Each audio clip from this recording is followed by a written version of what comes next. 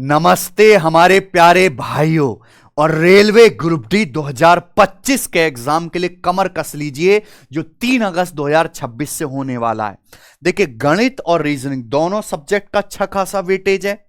तो मेरे भाई, हम अपने यूट्यूब चैनल पर कंप्लीट साइंस भी फ्री पढ़वा रहे हैं। देखिए, राधिका मैम पूरा साइंस फ्री पढ़ा रही हैं आपको, लाइव क्लास, जिसमें बायोलॉजी पूरा खत्म हो गया, फिजिक्स चल रहा है, मैथ्स के मैं आपको एग्जाम पेपर करा रहा हूं। और आपको तो पता ही है कि जो मैंने टेस्ट करा दे उससे बाहर गणित का पेपर आता ही नहीं है मेरे भाई। तो ये आप एग्जाम पेपर जरूर सॉल्व करें मेरे भाई। तो मैं आज आपको सैंपल दिखाऊंगा कि कैसे गणित के 25 सवाल पेपर में पूछे जाएंगे। ठीक है प्यारे बच्चों। अच्छा, इस चैनल पे एक प्लेलिस्ट बनी हुई है, मेरी इतनी ज्यादा मेहनत करने की जरूरत भी नहीं है प्यारे दोस्त। अगर आप यहां पे देखोगे तो प्लेलिस्ट है railway exam 2026 best question solution. इसमें रेलवे के सभी एग्जाम्स के इतने सारे शिफ्ट होती हैं, इतने सारे क्वेश्चंस होते हैं, लेकिन बेस्ट बेस्ट क्वेश्चन हर टाइप का एक एक सवाल मैंने सॉल्व करा रखा है। अगर आप ये लगा जाते हो तो पूरा पेपर डिट्टो इसमें से मैच हो जाएगा, गारंटी है मेरी। तो ये क्लासेस आप जरूर देख लीजिए। ठीक है बच्चों, एक एग्जाम पेपर हम कर चुके हैं, आज हम दूसरा एग्जाम पेपर करेंगे और बेहतरीन रेलेवेंट 25 सवाल सॉल्व करेंगे आपके पेपर के लिए। ठीक है बच्चे, चलिए शुरू करते हैं प्यारे भाई। ठीक है, एक चीज और बता दूं कि आज सिलेक्शन वे एप्लीकेशन पर ऑफर भी है, कई ओकेजन है, बर्थडे भी है, गुरु पूर्णिमा भी है। तो जो रिकॉर्डेड बैच है वो बहुत ही मतलब मिनिमम लोएस्ट प्राइस में आपके एप्लीकेशन पर मिल जाएंगे। तो जो बच्चा ज्वाइन करना चाहता है, पढ़ाई शुरू करना चाहता है, यहां से ज्वाइन कर सकता है मेरे भाई। आज ही सबसे अच्छा दिन है। ठीक है बच्चों, आओ पहला सवाल आपके सामने। कोई विक्रेता नमक बेचते समय 60 ग्राम के बाट के स्थान पर 50 ग्राम के पत्थर का उपयोग करता है। यदि वह नमक को प्रति किलोग्राम क्रय मूल्य पर बेचता है, सीपी पर ही नमक बेचता है, तो इस लेन देन में उसका लाभ प्रतिशत कितना होगा? बेईमान दुकानदार का सवाल है। नमक बेचते समय 60 ग्राम के स्थान पर 50 ग्राम के पत्थर का उपयोग करता है। इसका मतलब क्या है कि अगर कोई कस्टमर उससे 60 ग्राम नमक मांगता है, कितना? 60 ग्राम, तो 60 ग्राम नमक नहीं देता, उसकी जगह केवल 50 ग्राम का पत्थर रख रखा है, यानी कि 50 ग्राम नमक देता है। नमक देता है 50 ग्राम, कस्टमर से पैसा ले लेता है कि भाई साहब ये तो 60 ग्राम है, 60 ग्राम का। तो यानी कि उसको प्रॉफिट कितना हुआ? रेशियो ले लेंगे 5:6। अल्टीमेटली प्रॉफिट हुआ 1 का 5 पर, 1/5 यानी कि 20%। इससे आसान कोई सवाल नहीं। ये रहा पहला ऑप्शन। दूसरा सवाल, ग्रीस ने एक एग्जाम में 448 अंक प्राप्त किए, जो अधिकतम अंकों के 46% से 81 कम थे। ग्रीस के एक एग्जाम में 448 नंबर आए। ये 448 नंबर जो हैं, ये मैक्सिमम मार्क्स तो 100% होते हैं, लेकिन मैक्सिमम मार्क्स के 46% से 81 कम थे। 46% से 81 नंबर कम है, 448 नंबर। उसी परीक्षा में उसके मित्र के 805 अंक प्राप्त हुए। तो बताओ, मित्र द्वारा अंकों का परसेंटेज का, उसके फ्रेंड के परसेंटेज मार्क्स कितने हैं? बहुत बेसिक सवाल। अगर आप 81 को उधर ले आओगे तो जुड़ जाएगा ना, 8 1 9 और ये कितना आ जाएगा? 44 और 8 52, यानी कि 529 मार्क्स का मतलब हो गया 46%। अब आपको पता है कि 529 23 का वर्ग है, दोनों तरफ 23 से कट जाएगा, तो 23 नंबर कितना हो गया प्यारे बच्चों? 2%, यानी कि 23 नंबर 2% के बराबर है। अब उसके फ्रेंड के नंबर आए 805, 805 नंबर आए, तो 805 नंबर कितने परसेंट है ये तो पूछा है। बस इतना सवाल है, बताओ 23 से 805, 23 से 805 कितने गुना है प्यारे भाई? 23 तिया 69 और 11 23 पंजे 115, 35 गुना। तो ये भी 2 का 35 गुना, यानी कि 70%। तो अगर उसके फ्रेंड के 805 नंबर आए तो परसेंटेज में 70% हुआ, है ना।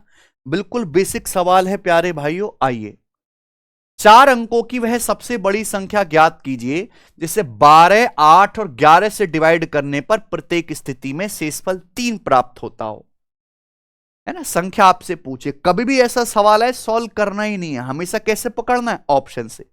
4 अंकों की सबसे बड़ी संख्या बताओ जिसे 8 से डिवाइड करने पर शेषफल 3 प्राप्त होता। मैंने 8 ही को पकड़ा क्योंकि 8 का डिविजिबिलिटी रूल सबसे आसान है ना बच्चों। क्योंकि 8 का नियम कहता है कि लास्ट के 3 डिजिट को 8 से डिवाइड करो। ऐसा नंबर चाहिए जिसको 8 से भाग करने पर 3 शेषफल आए। तो लास्ट के 3 डिजिट देखेंगे तो 8 से डिवाइड हो ही जाएगा। 821 को अगर 8 से भाग करेंगे तो क्या शेषफल आएगा? 5। ये भी आंसर नहीं है कि नहीं? ये क्या है? 777। 8 से भाग करेंगे, 8 नाम 72, 5 1 8 6 48, 3 शेषफल बचेगा, यानी कि ये आंसर हो सकता है। 535 को 8 से भाग करेंगे प्यारे बच्चों, क्या आएगा? 8 6 48, 5 7 शेषफल बचेगा, ये भी नहीं है प्यारे बच्चों। तो एक ही ऑप्शन है बी वाला, जिसको 8 से भाग करने पर शेषफल 3 आ रहा है ना। मान लीजिए 2 ऑप्शन मैच हो जाते तो फिर हम 12 का नियम लगाते कि ऐसा आंसर होना चाहिए इसको 12 से डिवाइड करने पर शेषफल 3 प्राप्त हो। ठीक है ना बच्चों, कोई दिक्कत? आइए सवाल नंबर है 4। संगीता के वेतन में 2 क्रमागत वर्षों में 2 बार संशोधन किया गया। लगातार 2 बार उसका जो है सैलरी में चेंज किया गया। पहले वर्ष में वेतन में 12% की वृद्धि की जाती है, दूसरे वर्ष में 10% की कमी की जाती है। पहले साल सैलरी 12% बढ़ाएगी, दूसरे साल 10% कम करेगी। इसके बावजूद उसका वेतन दूसरे संशोधन के बाद मूल वेतन से 1584 रुपए अधिक हो जाता है। कि 2 लगातार वर्षों तक चेंज करने के बाद उसका जो वेतन है ओरिजिनल से 1584 रुपए ज्यादा हो गया। संगीता की मूल बेसिक वेतन कितना है, ओरिजिनल सैलरी क्या है, ये आपसे पूछा है। ठीक है भैया। अच्छा, नेट चेंज कितना है? 1584 रुपए। तो आप ये पता लगाना कि 2 साल में संगीता की सैलरी में कुल प्रतिशत में परिवर्तन क्या हुआ। पहले साल 12% बढ़ी, दूसरे साल 10% कम हुई है। तो नेट चेंज हुआ 12 और -10 का सक्सेसिव, 12 - 10 -12 गुणा 10/100%। तो कितना आएगा प्यारे बच्चों? 12 - 10, 2 में से कितना 1.2 घटेगा, यानी कि 0.8। तो संगीता की सैलरी 0.8% बढ़ गई, जबकि साल के अनुसार बढ़ी कितनी है? 1584 रुपए। तो 0.8% के लिए डायरेक्ट 1584 रुपए आ गया, है ना बच्चों। डेसिमल हटाओगे तो उधर एक जीरो आ गया। कितना? 8 एकम 8, 7 8 8 नाम 72, 4 अट्टे 64। 1% की वैल्यू कितनी आएगी? 1980। सही है ना प्यारे बच्चों? 8 एकम 8, 7 8 8 नाम 72, 6 4 8 अट्टे 64। 1% के लिए 1980 है। ओरिजिनल सेल यानी कि 100%। 100% क्या आएगा? 100 से गुणा, यानी कि 1980 के आगे 2 जीरो चुपका देंगे। ठीक है बच्चे, कितना आसान सवाल हो जाता है। आइए, एक व्यापारी 1 किलोग्राम चावल बेचने का दावा करता है। देखिए मान लीजिए कि हर दूसरी शिफ्ट में बेईमान दुकानदार का सवाल आएगा, ग्रुप डी का, हर दूसरी शिफ्ट में। और मैंने पूरा बेईमान दुकानदार पढ़ा दिया यूट्यूब पे, सर्च कर लीजिए। एक व्यापारी 1 किलो चावल बेचने का दावा करता है, लेकिन वास्तव में केवल x ग्राम ही देता है। 1 किलो मतलब 1000 ग्राम से कम देता है। वह क्रय मूल्य से 20% अधिक मूल्य अंकित करता है, अंकित मूल्य पर 10% की छूट देता है। दुकानदार का जो ओवरऑल प्रॉफिट है वो 25% है, समग्र लाभ। एक्स का मान ज्ञात कीजिए, यानी कि कस्टमर को 1 किलोग्राम की बजाय कितने ग्राम चावल वो दे रहा है ना। वजन में बेईमानी कर रहा है ना। सवाल में जो दिया हुआ कि ओवरऑल प्रॉफिट 25% है, तो सबका सक्सेसिव क्या होना चाहिए? 25%। ये जो व्यापारी है क्रय मूल्य से 20% अधिक मूल्य अंकित करता है। 20% यानी कि 1/5, यानी कि 5 के चावल का एमआरपी लगाता है 6। ठीक है ना बच्चों। उसके बाद अंकित मूल्य पे 10% डिस्काउंट देता है। 10% माने 1/10। 1/10 मतलब 10 का सामान 9 का बेचेगा, 10 पे 1 की छूट। अच्छा, कस्टमर मांगता है 1 किलो चावल, तो देता कितने का है? केवल देता केवल x ग्राम है, यानी कि कस्टमर को केवल x ग्राम चावल देता है और कस्टमर से पैसा ले लेता पूरे 1000 ग्राम का, 1000 ग्राम का, है ना। ये सोचा करो कि दुकानदार ने सामान दिया x ग्राम, पैसा लिया 1000 ग्राम का। इन तीनों का सक्सेसिव मतलब सीधी सीधी गुणा। सीधी सीधी गुणा क्या आना चाहिए? 25% प्रॉफिट के बराबर। 25% का मतलब 1/4। 1/4 प्रॉफिट का मतलब है अल्टीमेटली 4 का सामान बिकेगा 5 में। सबकी सीधी सीधी गुणा कर दीजिए प्यारे बच्चों, बताइए। 5 2 50 से 1000 कट गया भैया आपका 20 बार, और 5 से 20 कट गया 4 बार। तो 6 निम्मा 54 गुणा, ये 4 चौक 16 इधर आ जाएगा, 16 ग्राम। ये एक्स की वैल्यू आ गया, यानी कि 800 और 64, 864 ग्राम। 864 ग्राम आंसर है। सही है बच्चे, कोई तकलीफ? छठा सवाल देखिए ये सवाल railway NTPC 12th level CBT 1 का, 12th लेवल का। अब ये रेलवे में क्या है कि हर एग्जाम में सेम ही तो सवाल आ रहे हैं गणित रीजनिंग के, अलग थोड़ा ना आ रहे, यही आएगा। Riya and Neha have a certain amount of money. If Riya gives 20 rupee to Neha, Riya will have 3 times the amount of money Neha has. अच्छा, वही यदि नेहा रिया को 40 रुपए देती है तो रिया के पास नेहा की धनराशि से 5 गुनी धनराशि हो जाएगी। प्रारंभ में रिया और नेहा के पास मिलाकर कुछ जो है कितनी धनराशि थी प्रारंभ में। बहुत बेहतरीन सवाल है, गजब का क्वेश्चन, और ये कई बार एनटीपीसी में आया है और ग्रुप डी में भी आएगा। और मेरे पास इस साल को करने का बहुत बढ़िया तरीका बिना एक्स माने। देखिए 2 लड़कियां रिया और नेहा, रिया और नेहा के पास कुछ धनराशि है, कुछ पैसे रिया के पास है, कुछ पैसे नेहा के पास है। आपको नहीं पता किसके पास कितना है, बोला है पहली लाइन। अगर रिया नेहा को 20 रुपए देती है तो रिया के पास नेहा की धनराशि से 3 गुना धनराशि हो जाएगी। अगर रिया अपने 20 रुपए निकाल के नेहा को दे देती है, रिया अगर अपने 20 रुपए निकाल के नेहा को दे देती है तो रिया के पास नेहा से 3 गुना धनराशि हो जाएगी, यानी कि नेहा के पास रहेगा 1 यूनिट तो रिया के पास रहेगा 3 यूनिट। पहला केस है। दूसरा क्या बोला है, यदि नेहा रिहा को 40 रुपए देती है, यदि नेहा रिहा को 40 रुपए देती है, इसका मतलब नेहा अपने 40 रुपए निकाल के अगर रिया को दे दे, अगर नेहा अपने 40 रुपए निकाल के रिया को दे दे तो रिया के पास नेहा से 5 गुना धनराशि हो जाएगी। रिया के पास नेहा से 5 गुना हो जाएगा, नेहा के पास 1 होगा तो रिया के पास होगा 5, ये आएगा। प्रारंभ में रिया और नेहा के पास मिलाकर कुल कितनी धनराशि थी, यह आपसे पूछा है प्यारे बच्चों, कुल कितनी थी। एक बात बताइए, आपके सामने 2 केस दिए हैं। अगर रिया नेहा को 20 रुपए दे देती है तो रेशियो हो जाएगा 3:1। अगर नेहा रिया को 40 रुपए दे देती है तो रिया और नेहा के पास रेशियो हो जाएगा 5:1। एक बात सुनना, दोनों के पास टोटल तो सेम है, रिया प्लस नेहा का टोटल तो सेम होना चाहिए। दोनों एक दूसरे को पैसा लपटा रहे हैं, लेकिन दोनों के पास मिला के टोटल तो सेम होना चाहिए ना। या रिया प्लस नेहा के पास टोटल कितना है, 3 + 1 4, या टोटल कितना है 5 + 1 6, तो गलत बात है ना। यहाँ टोटल 4 या 6 तो बराबर होना चाहिए। 4 और 6 का एलसीएम क्या है, 12 12, तो 12 कर लेते हैं। क्या कर लेते हैं, 12। या 3 और 1 4 है, 4 को 12 बनाने किससे गुणा करेंगे प्यारे बच्चों, 3 से, यानी कि 9 हो जाएगा, और ये कितना हो जाएगा 3 यूनिट। ठीक बच्चों, यहां टोटल है रिया प्लस नेहा के पास मिलाकर 5 और 1 6, इसको 12 बनाने 2 से गुणा, 2 पंजे 10 और 2 एकम 2, तो टोटल दोनों के पास क्या हुआ 12 यूनिट है ना। तो आंसर भी टोटल 12 का मल्टीपल आना चाहिए। ये 12 से नहीं कटता, ये 12 से नहीं कटता, ये 12 से नहीं कटता, ये अकेला 12 से कट रहा, यही क्या है आंसर। कुछ करने की जरूरत ही नहीं थी, है ना। लेकिन अगर सॉल्व करना है तो आप देखो दोनों केस को कंपेयर करो। रिया के पास पहले 9 यूनिट था, अब 10 यूनिट हो गया, यानी कि रिया का शेयर कितना बढ़ गया, 1 यूनिट। कितना बढ़ा, 1 यूनिट। जबकि आप सुनना, रिया पहले 20 रुपए दे रही है, दूसरे केस में 40 रुपए ले रही है। 20 रुपए देना और दूसरे आदमी से 40 रुपए लेना, डिफरेंस कितने का है, 60 का। 60 का डिफरेंस है ना। आप 40 रुपए लो और अपनी जेब से 20 रुपए दो, फर्क कितने का आ गया, 60 का फर्क आ गया। तो 1 यूनिट की वैल्यू कितनी है, 60 रुपए। 1 यूनिट के लिए 60 रुपए, तो टोटल कितना है दोनों के पास, पूछा ना, मिलाकर कुल कितनी धनराशि, 12 यूनिट। तो 12 की वैल्यू भी 60 गुना, क्या आ गया आंसर, बेस्ट मेथड। लेकिन ऑप्शन से भी हो जाएगा।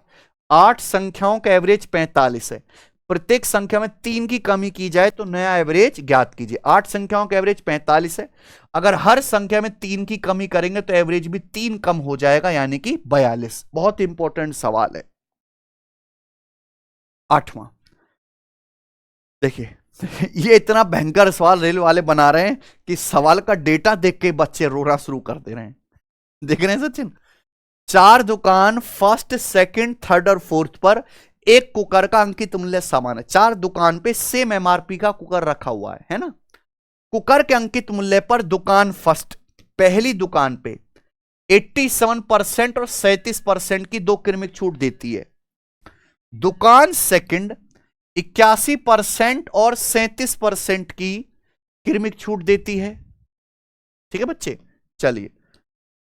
दुकान थर्ड 57% और 54% की क्रमिक छूट देती है, दुकान थर्ड। और दुकान फोर्थ जो है वो 91%, 25% और 59% की कीमत छूट देती है। सही है। कौन सी दुकान कुकर को न्यूनतम मूल्य पर बेच रही, किस दुकान, कौन सी दुकान ऐसी है जो सबसे कम कीमत पर कुकर बेच रही है न्यूनतम मूल्य पर?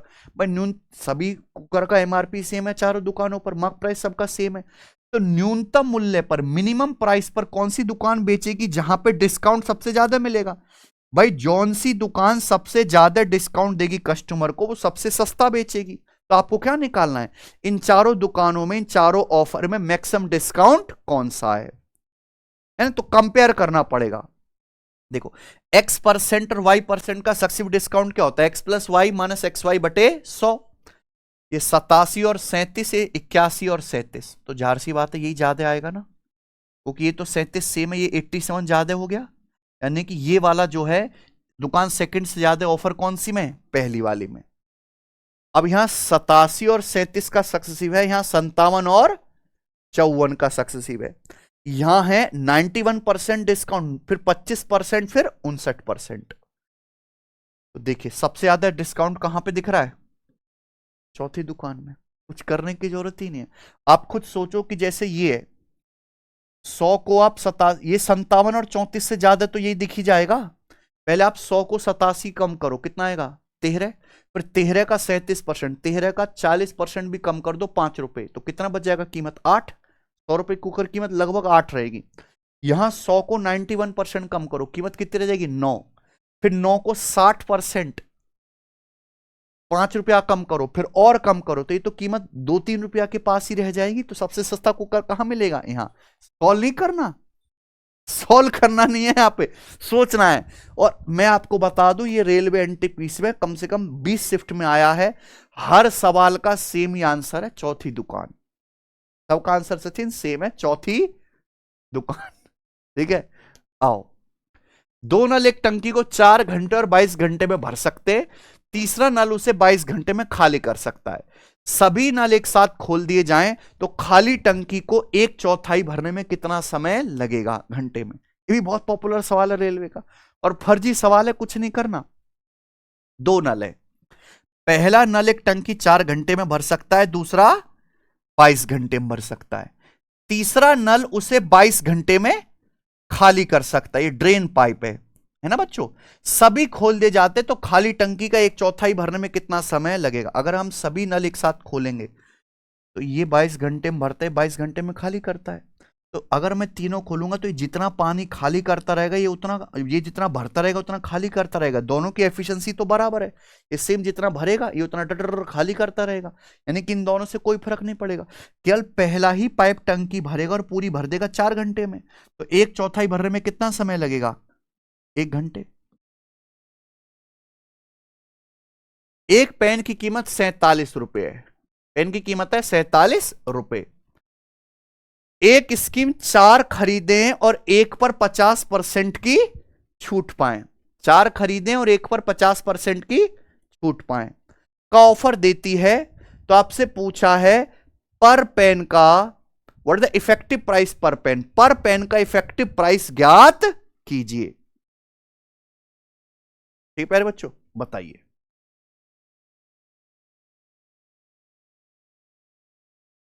बताओ मेरे भाई, ठीक है सचिन। एक पेन की कीमत 47 है, एक स्कीम चल रही है, 4 पेन खरीदो और अगला जो एक पेन आएगा उस पर 50% की छूट। 4 पेन खरीदो, 1 पर 50% की छूट, ये ऑफर चल रहा है। तो जो अगर ये वाली छूट अगर किसी कस्टमर को मिल जाती है तो उसको पर पेन का प्राइस क्या हुआ, इफेक्टिव प्राइस, यानी कि आपको ये निकालना है कि 4 पेन खरीदे और 1 पर 50% की छूट पाए, एक तरह का डिस्काउंट ही तो है। ये कितने परसेंट डिस्काउंट है, मुझे बताओ कितने परसेंट डिस्काउंट है ना बच्चों? 4 खरीदे, 1 पर 50% की, 4 खरीद रहे हो यानी कि 4 पे कोई छूट नहीं है एक तरीके से, और एक पेन पर कितनी है? 50% की छूट। एक पेन पर 50% की छूट है, तो टोटल आपने 5 पेन लिए, तो 5 पर कितनी होगी? 50/5, 10%। तो ये ओवरऑल जो डिस्काउंट है ये कितना है? 10% डिस्काउंट है नेट, समझ में आया ना? 4 पेन पर कोई छूट नहीं है। एक पेन पर 50% की छूट है, तो एक पेन पर 50%, तो टोटल आपने 4 एक 5 लिए, तो 5 पेन पर 50/5 10%। ठीक है ना बच्चों, कोई तकलीफ है ही नहीं, बिल्कुल बेसिक सवाल था। तो पेन की इफेक्टिव प्राइस, प्रभावी कीमत क्या होगी? पेन की कीमत है 47, तो अगर 47 पे आपको नेट डिस्काउंट 10% मिल रहा है, 47 का 10% 4.7, तो पेन की कीमत रह जाएगी 47 में से 4.7 घटाएंगे 42.3, 42.3 रुपए, है ना। बढ़िया सवाल। 94 सेंटीमीटर भुजा वाले घन का संपूर्ण पृष्ठीय क्षेत्रफल कितना होगा? बहुत आता है सवाल। घन, घन आप समझते हैं प्यारे बच्चों? घन, जैसे ये किताब है घनाभ, क्यों घनाभ है? क्योंकि इसकी लंबाई, चौड़ाई और ऊंचाई सब अलग अलग है। अगर ऐसा ही बॉक्स हो, इसकी लंबाई, चौड़ाई, ऊंचाई बराबर, वो कहला जाएगा क्यूब या घन। ठीक बच्चों। अच्छा, ये रेलवे संपूर्ण मंथन की जो किताब है भाई, आज इस पे ऑफर है। ये एकमात्र किताब है रेलवे की जिसमें हर क्वेश्चन का वीडियो सॉल्यूशन है और रेलवे के हर लेटेस्ट एग्जाम के सवाल हैं। ये फ्लिपकार्ट पे बहुत सस्ते में मिल रही है, केवल आज के लिए, है ना, ऑफर है गुरु पूर्णिमा पे। आओ बच्चे, 94 सेंटीमीटर साइड वाले घन का टोटल सरफेस एरिया होगा। किसी घन की साइड अगर ए है तो उसका टोटल सरफेस एरिया होता है 6a स्क्वायर, 6 गुणा 94 का स्क्वायर ही आ जाएगा प्यारे बच्चों। तो 4 का वर्ग 16 यानी कि 6, 6 चिंग 36, 6, यानी कि ये वाला आंसर नहीं है। तो इन 3 ऑप्शन में फंस गए। ठीक बच्चों, कौन सा वाला आंसर होगा प्यारे बच्चों? ये वाला आंसर होना चाहिए ना, ए, यही होगा। देखो 94 के भीतर क्या आ रहा है? 2, 2 का स्क्वायर 4, तो जो भी आंसर आएगा 4 से कटेगा ना। 16 4 से कटता है, 26 4 से नहीं कटता, 6 4 से नहीं कटता, लेकिन नहीं, केवल एक ही ऑप्शन है जो 4 से कट रहा है और जिसका यूनिट डिजिट भी क्या बनना है? 6। समझे ना। अगला सवाल, दो ट्रेन जिनकी लंबाई 130-120 मीटर है, समांतर पटरियों पर एक ही दिशा में चल रही हैं। उनकी स्पीड है 62 और 44, सेम स्पीड, सेम डायरेक्शन में चल रही है, 62 और 44 किलोमीटर पर आवर की चाल से। तेज चलने वाली ट्रेन द्वारा धीमी चलने वाली ट्रेन को पूर्णतः पार करने में कितना समय लगेगा? फास्ट ट्रेन स्लो ट्रेन को पार करने में कितना टाइम लेगी? तो टाइम बराबर क्या होगा? डिस्टेंस बटे रिलेटिव स्पीड, है कि नहीं। तो जब दो ट्रेन सेम डायरेक्शन में चलते तो कितनी डिस्टेंस कवर करेंगी? दोनों की लंबाई का सम 130 प्लस 120 250 बटे रिलेटिव स्पीड। सेम डायरेक्शन में रिलेटिव स्पीड क्या होता है? S1 माइनस S2, तो 62 माइनस 44 कितना आ जाएगा प्यारे बच्चों? 18। किलोमीटर पर आवर है, मीटर पर सेकंड में बदलने के लिए 5/18 से 18 कट जाएगा, 250/5 क्या आ गया? सीधा आंसर सेकंड में 50 सेकंड। कौन सा ऑप्शन आ गया? बी। ठीक है बच्चे। अगर किसी बच्चे को रेलवे का फाउंडेशन मजबूत करना है अपना, क्योंकि रेलवे के सभी एग्जाम का सिलेबस और लेवल सेम है, थोड़ा बहुत टेक्नीशियन ALP के लिए अलग पढ़ना पड़ता है मेरे भाई। ठीक है बच्चों, तो हम अपनी एप्लीकेशन पे maths, reasoning, science, GS complete preparation कराते हैं बहुत सस्ते में और बहुत क्वालिटी एजुकेटर्स के साथ। तो हमारा रेलवे का रिजल्ट कहता भी है, तो आप एप्लीकेशन डाउनलोड करके रेलवे फाउंडेशन स्ट्रॉन्ग कर सकते हो। देखो 2025 के सारे पेपर हो चुके, 2026 की वैकेंसी भी आ गई हैं, बस NTPC ग्रुप डी की वैकेंसी आना बाकी है। और अगले, ये मान लीजिए कि 60,000 नौकरियां लगभग आपका इंतजार कर रही हैं रेलवे में, अगर आप मेहनत से पढ़ लो तो, है ना। तो पढ़ाई शुरू करो, सीरियसली पढ़ो। एक हेल्थ क्लब में 42% मेंबर्स महिलाएं हैं, 58% मेंबर्स पुरुष हैं। सही है। पुरुषों की एवरेज एज 57 साल, महिलाओं की एवरेज एज है 42 साल। सभी सदस्यों की एवरेज एज कितनी है? सभी मेंबर्स की मिलाकर एवरेज एज कितनी है? बहुत इंपॉर्टेंट और बहुत प्यारा सवाल है, बताओ। एक हेल्थ क्लब में वुमेन भी है और मेन भी है ना। आप बताओ, 42% मेंबर्स तो ऐसे हैं जो महिलाएं हैं और 58% मेंबर्स पुरुष हैं, तो रेशियो ले लीजिए। हमें निकालना है पूरे सभी ग्रुप मतलब वुमेन प्लस मेन का मिलाकर एवरेज एज। एवरेज एज कैसे निकाला जाता है? सभी लोगों की टोटल एज बटे लोगों की संख्या, है ना। तो हमें लोगों की संख्या क्या क्या चाहिए? रेशियो। 42% मेंबर्स महिलाएं, 58% पुरुष हैं, तो इनका रेशियो ले लो। 2 से क्या है? 21 रेशियो 29। ठीक है ना। एवरेज एज कितनी है? वुमेन की एवरेज एज है 42 साल और पुरुषों की एवरेज एज है 57 साल। 57 का मतलब 42 प्लस 15, ऐसे ब्रेक करके लिख लो।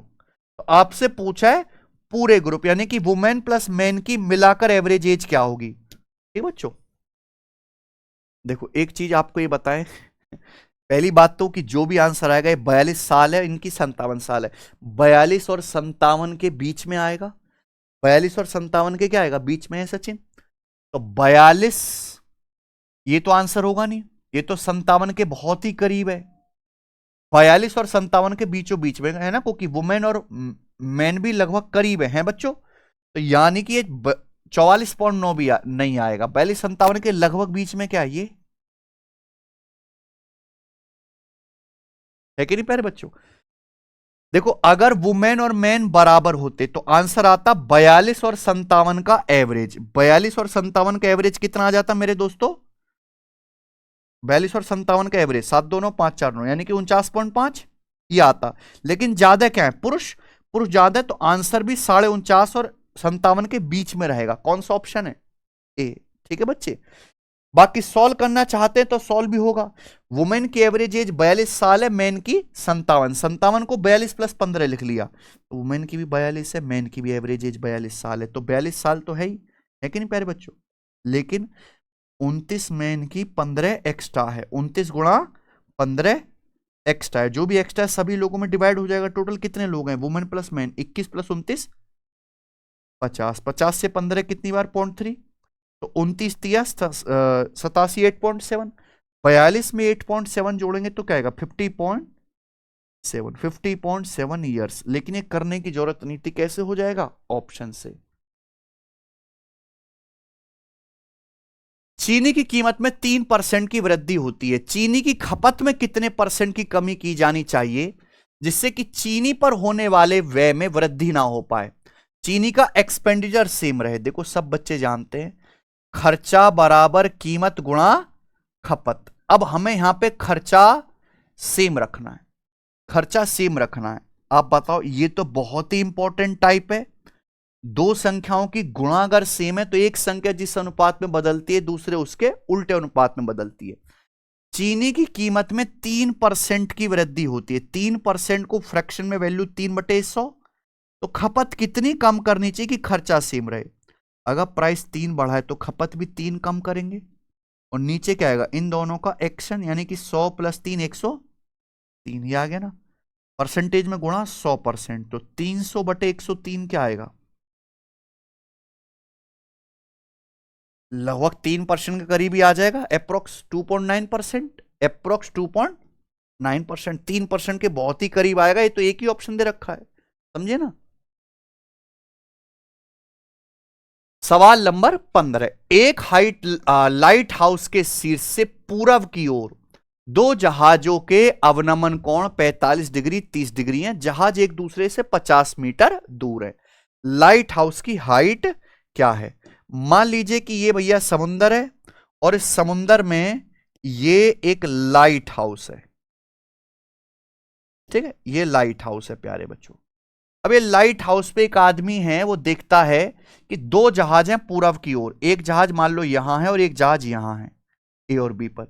इनके डिप्रेशन एंगल 45 डिग्री और 30 डिग्री है ना। यानी कि यहां से देखते हैं तो एक 45 डिग्री है और दूसरा 30 डिग्री है डिप्रेशन एंगल। ठीक है बच्चों, देखो ये वाला एंगल 45 डिग्री होगा, डिप्रेशन एंगल ये होता है, तो ये 45 तो सेम ये भी कितना बनेगा 45, ऐसे ये क्या होगा 30 डिग्री। समझे ना, नजदीक वाला एंगल बड़ा होगा, दूर वाला एंगल छोटा होगा। दोनों जहाज एक दूसरे से 50 मीटर दूर है, इन दोनों जहाजों के बीच की दूरी ए और बी के बीच की दूरी कितनी है 50 मीटर। तो आपसे पूछा लाइट हाउस की हाइट।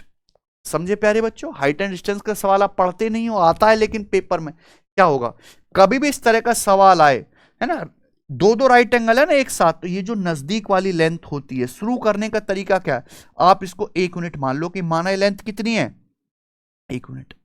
जैसे ही आप इसको 1 यूनिट मानोगे सवाल अपने आप शुरू हो जाएगा, अपने आप सॉल्व होना, चाहे कोई भी सवाल आए दुनिया का। ये 45 डिग्री है ना, 90 45 45 ट्राइंगल है, क्या होता है 90 45 45। अगर ये 1 यूनिट है तो ये भी कितना आएगा, 1 यूनिट। अब बताओ बड़े वाले राइट एंगल को, बड़े वाले राइट एंगल में 30 डिग्री के सामने 1 यूनिट है, ये 30 डिग्री के सामने 1 यूनिट है तो कितना है, 60 डिग्री। 60 डिग्री के सामने कितना आएगा, ये 60 डिग्री के सामने आएगा √3 यूनिट पूरा।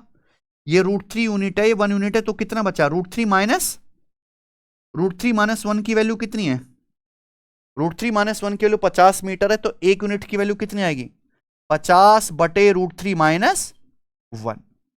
ठीक है, आगे इसका रेशनलाइजेशन करेंगे तो 50 बटे √3 माइनस 1, यानी कि आंसर है बी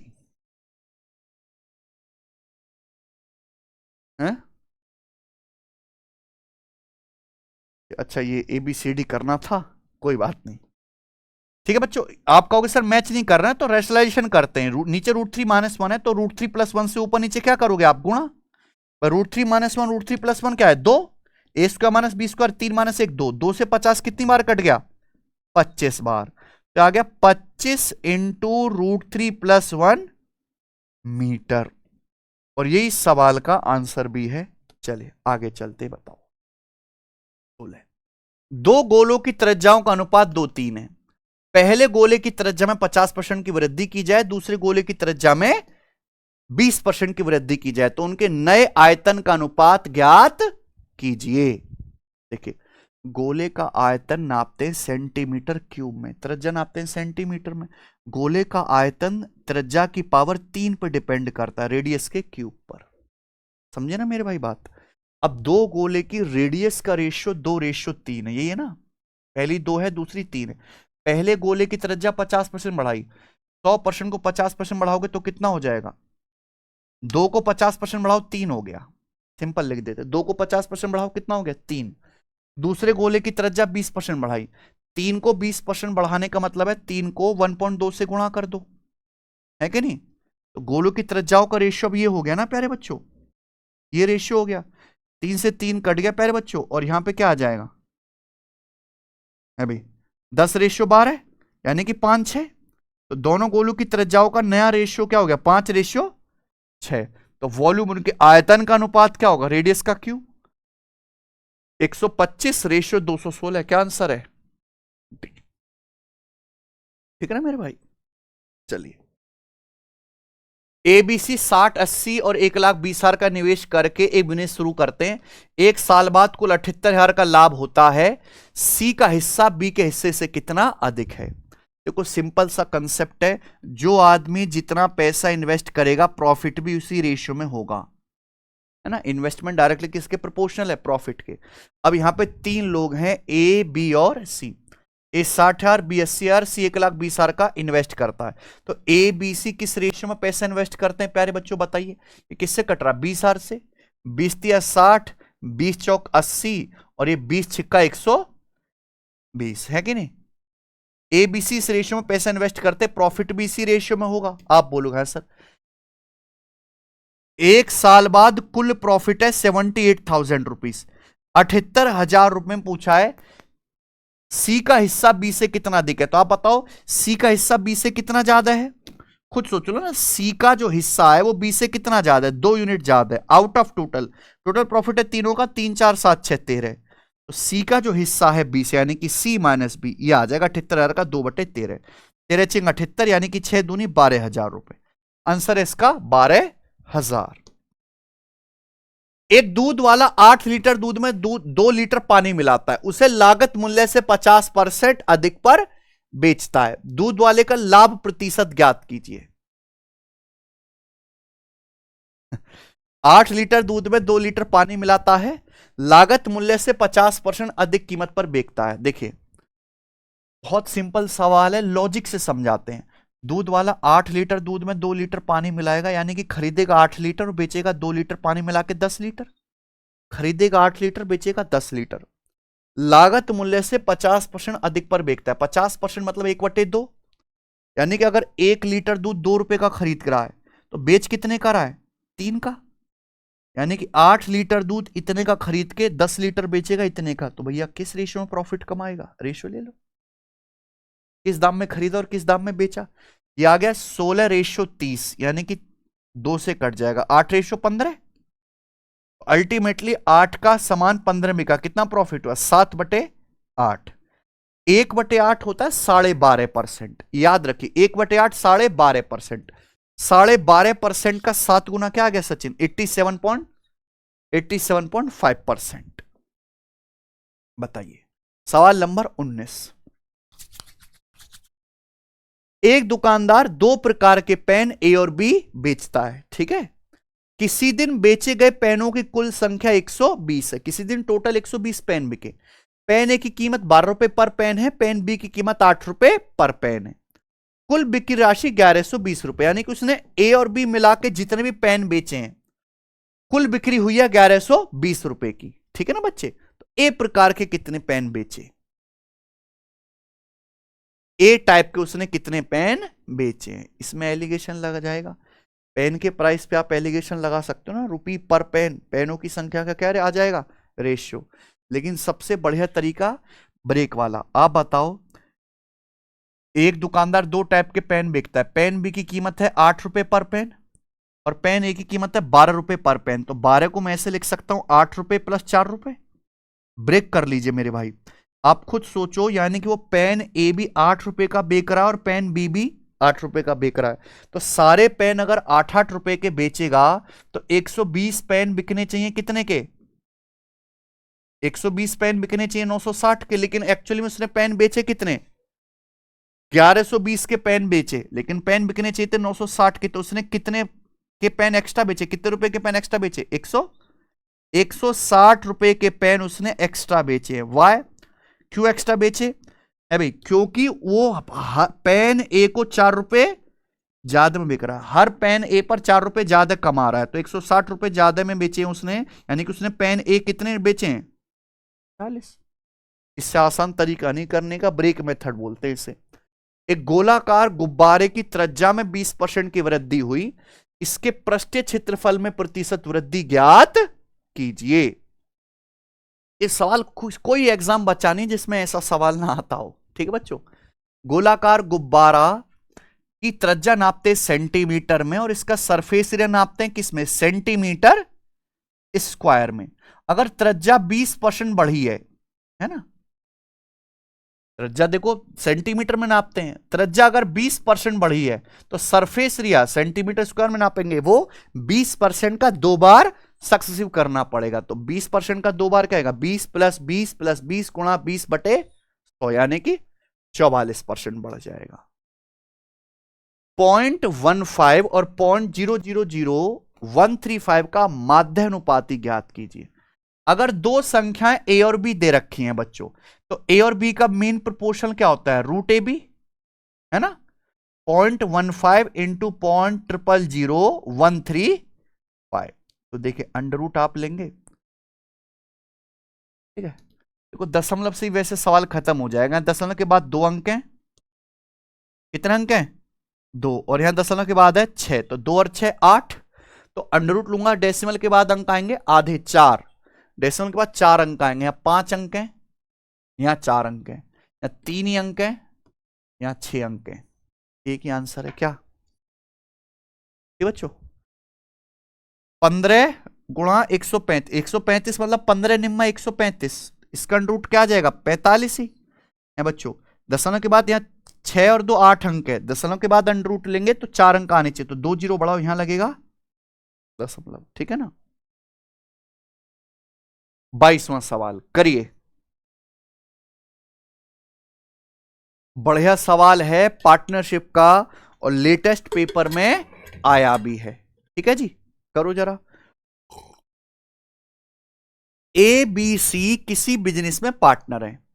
ए जिसकी धनराशि का उपयोग 4 महीने के लिए किया गया प्रॉफिट के 1/8 की मांग करता है। ए कहता भाई साहब मेरा पैसा 4 महीने लगा है, जितना प्रॉफिट हो रहा है 1/8 मुझे दो, ठीक है।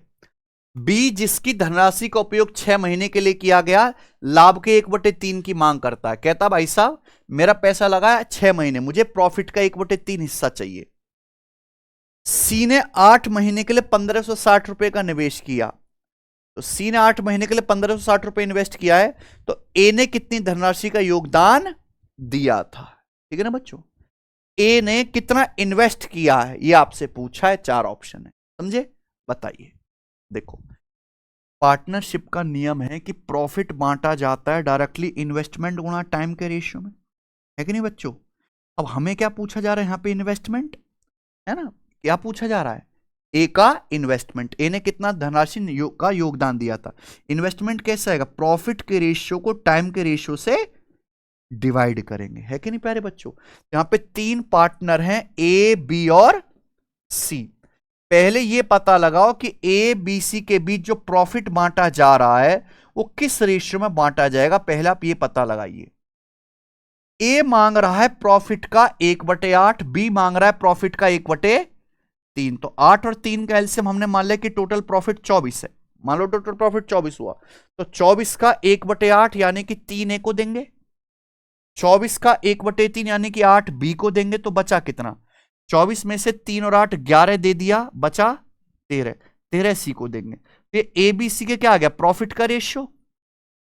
अच्छा समय देखिए, ए ने पैसा इन्वेस्ट किया 4 महीने के लिए, बी ने इन्वेस्ट किया 6 महीने के लिए और सी ने इन्वेस्ट किया 8 महीने के लिए। तो ए बी सी ने पैसा इस रेशियो में इन्वेस्ट किया है, ठीक है ना बच्चों। प्रॉफिट के रेशियो को अगर आप टाइम के रेशियो से डिवाइड कर देंगे तो पता लग जाएगा कि एबीसी ने पैसा किस रेशियो में डिवाइड जो है इन्वेस्ट किया था, निवेश का रेशियो आ जाएगा। सवाल में दिया है सी का इन्वेस्टमेंट, पूछा है ए का, यानी कि हमें बी की कोई जरूरत नहीं है। रेशियो बनाने तक तो जरूरत थी, लेकिन आगे अब बी की कोई जरूरत नहीं। कल ध्यान किस पे दीजिए, ए और सी पे ना। तो आप खुद बताओ, ए और सी पे ध्यान दीजिए। 4 से 8 कितनी बार चला गया, 2 बार ऐसे क्रॉस मल्टीप्लाई, 2 3 6 रेशियो। तो ए और सी में, केवल ए और सी की बात कर रहा हूं। ए और सी ने इस रेशियो में पैसा इन्वेस्ट किया होगा, मैं बी का रेशियो ही क्यों निकालूं। सी ने कितना इन्वेस्ट किया, 1560, है ना। 13 यूनिट की वैल्यू 1560 रुपए, कितने गुना, 120 गुना। तो ए का भी क्या आएगा, 6 का 100, यानी कि 720 रुपए इन्वेस्ट किया है। कौन सा आंसर है, डी, है ना। बढ़िया सवाल। चलिए बताओ, एक गोलाकार टैंक की त्रिज्या 2 मीटर है। यदि टैंक को उसके कुल आयतन के 80% तक पानी से भर दिया जाए, गोलाकार टैंक है ना, स्फेरिकल शेप का एक टैंक है प्यारे बच्चों। टैंक को उसके टोटल वॉल्यूम का 80% पानी भर दिया जाए, तो टैंक में पानी का आयतन कितना होगा, आंसर बताना है निकटतम पूर्णांक में। एप्रोक्स आंसर है घन मीटर में, कितने घन मीटर पानी हो जाएगा टैंक में, ठीक है। देखो, अगर किसी गोले की त्रिज्या आर है तो उसका वॉल्यूम क्या होता है, 4/3 पाई आर, 4/3 पाई आर क्यूब। त्रिज्या 2 दिया है तो 4/3 पाई, पाई की वैल्यू 3.14 रखो, क्योंकि आपको भी आंसर किस में निकालना है, अप्रोक्स में। कुछ कटना तो है नहीं यहां पे। रेडियस है 2, 2 का क्यूब 8। ये आ गया प्यारे बच्चों इस स्फेरिकल टैंक का, गोलाकार टैंक का वॉल्यूम। लेकिन पूरा पानी नहीं भरा गया, टैंक का केवल 80% ही पानी भरा गया। तो इसका आपको 80% करना है, 80% यानी कि 0.8, ये करना है प्यारे बच्चों। बताइए तो क्या आएगा, 8 अट्टे 64, 64 चौका 64 चौका 256, यानी कि 25.6, है कि नहीं। ये 0.8 लगा हुआ है ना, 8 की 2 का क्यूब 8, 8 अट्टे 64 चौका 256, लेकिन 0.8 लगा, एक डेसिमल, 25.6। ठीक, अब क्या बचा, अब बचा 3.14 और बटे 3, तो डिवाइड करने पर क्या आएगा, लगभग अप्रोक्स 1.05, है ना।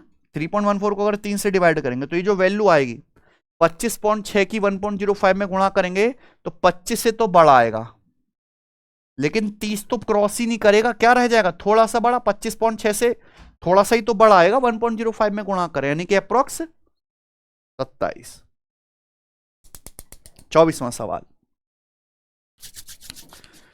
यदि x/5, x/3, 2x/3, x/4, 2x/5 और 3x/4, कितने नंबर हो गए भैया, 1 2 3 4 5 6 7, 7 नंबर हो गए।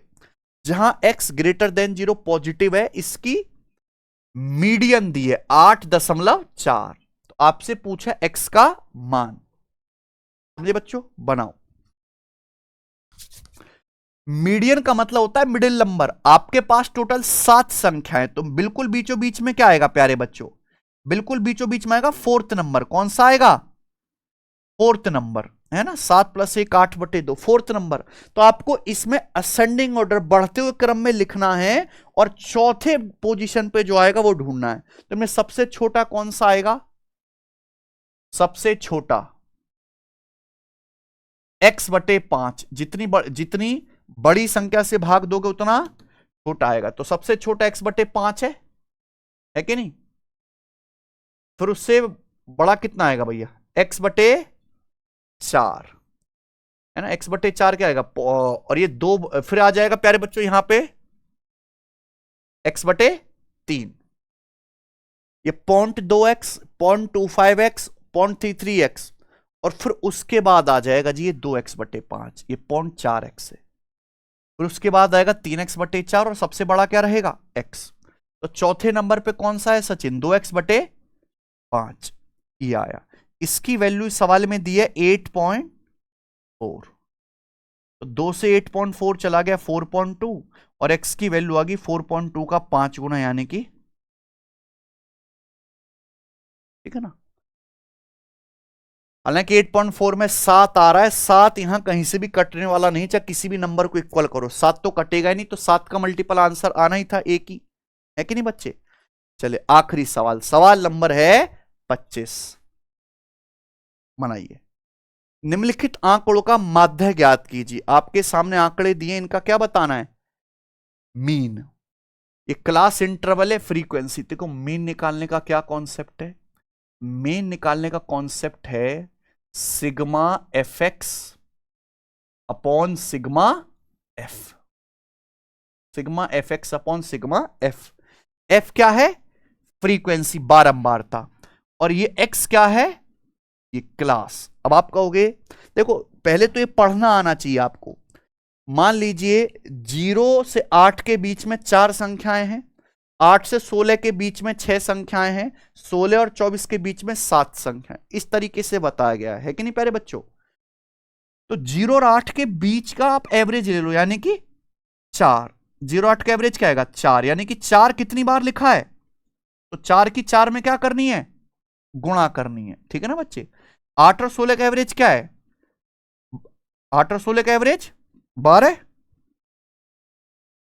12 कितनी बार लिखना है?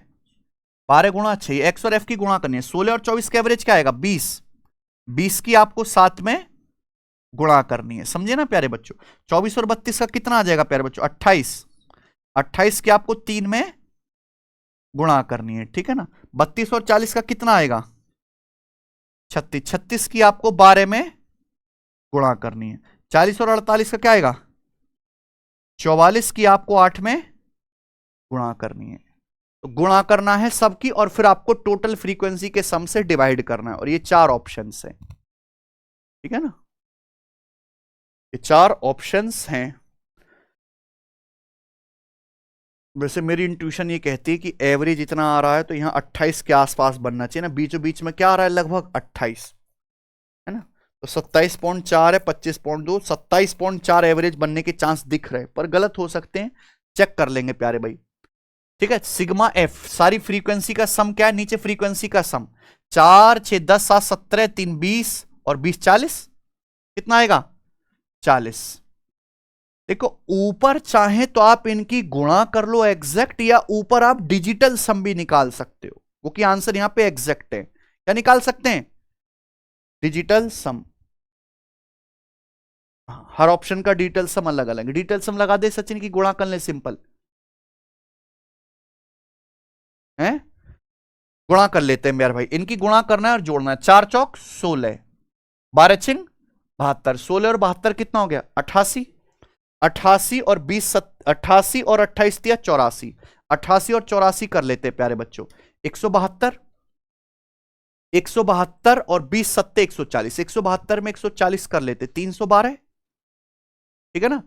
312 हो गया। 36 गुणा 12 432, 312 और 36 गुणा 12 क्या होता है? 432। 144 दिया, 44 अट्ठे कितना होता है? 320 और 32 352। तो 2 2 4 6, 3 और 1 4 5 9, 3 3 6 4 10, 1096। 1096 बटे 40, बताइए प्यारे बच्चों कितना आएगा? तो 27 चौका 108, 4 चौक 16, देखो बिल्कुल ठीक कह रहा था मैं, 27.4 क्या आंसर है। आसान डेटा था तो मैंने सिंपल गुणा कर लिया, अगर टफ डेटा लगे तो क्या, मल्टीप्लाई का डिजिटल सम निकालो, नीचे का डिजिटल सम निकालो, डिजिटल सम कैलकुलेट कर लो, ठीक है, पर यहां आसान ही था, ठीक है ना प्यारे बच्चों। तो ये मीन निकालने वाला कॉन्सेप्ट आप जरूर सीख लीजिए, बहुत काम आता है, और इसी के साथ ये ग्रुप डी का टेस्ट समाप्त होता है मेरे भाई, ठीक है ना। और प्यारे भाइयों, आज आप सिलेक्शन व एप्लीकेशन पर जा कोई भी रिकॉर्डेड बैच या कोई भी लाइव बैच लोगे तो लगभग आधी फीस में आपको मिलेगा, केवल 24 घंटे के लिए।